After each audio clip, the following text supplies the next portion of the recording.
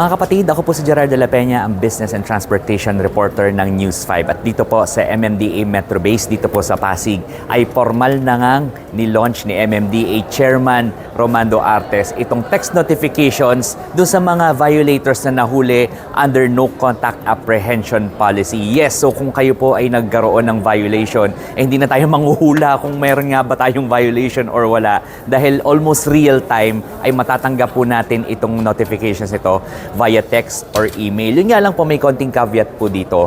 May konting problema kung ang inyo pong mobile number or yung inyong email ay hindi updated doon sa records ng LTO. Kasi doon yung magiging basis ng LTO, ng MMDA, yung data ng LTO, yun ang basis ng MMDA kung paano ipapadala nga itong mga notifications na to.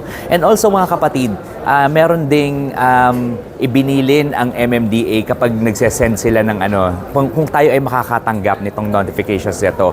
Pag nakalagay doon sa notification merong number, for example, +639 something, iyan po most likely hindi talaga galing sa MMDA. At kapag nakakita po tayo ng link doon na nakalagay kung paano magbayad or dediretso kung paano alam niyo yun, kung yung direktang link kung saan natin babayaran, nako baka po scam po yan. So hindi raw po maglalagay ang MMDA ng ganoong link doon sa mga text ipapadala nila sa atin kung tayo ay mag-violate. And also kanina po in-address din ng MMDA yung isang viral na instance din dito sa pagpapadala ng violations. Bakit daw nauna na makareceive siya ng notification via mail siguro ito, tapos nang chinek dun sa website, wala namang violation.